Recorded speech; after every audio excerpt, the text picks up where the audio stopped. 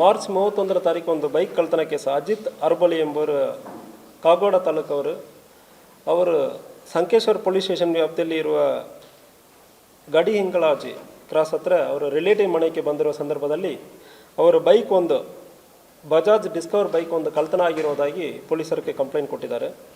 So complaint ಕೊಟ್ಟಿದ ನಂತರ ನಮ್ಮವರು ಅಲ್ಲಿ ತಪಾಸಣೆ ಮಾಡುವುದು ಮತ್ತು ಡಿ ಕೇಸ್ ಎಲ್ಲ ಇದು ರೆಗ್ಯುಲರ್ ಆಗಿ ಮಾಡುವ ಸಂದರ್ಭದಲ್ಲಿ ಬೈಕ್ ತಪಾಸಣೆ ಮಾಡಿಕೊಂಡಿರೋ ಸಂದರ್ಭದಲ್ಲಿ ಒಂದು 2 ಜನ ಈ ಬೈಕನ್ನು ತಗೊಂಡು ಓಡಾಡೋದು ಕಂಡು ಬಂದಿರ್ತದೆ.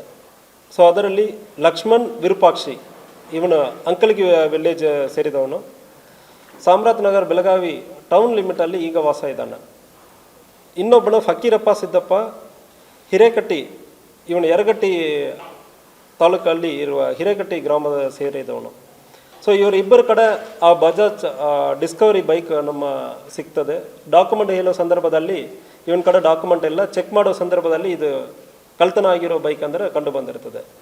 ಸೊ ಇದು ನಂತರ ಇವರಿಬ್ಬರ ಬ್ಯಾಕ್ಗ್ರೌಂಡ್ ನಾವು ಚೆಕ್ ಮಾಡುವ ಸಂದರ್ಭದಲ್ಲಿ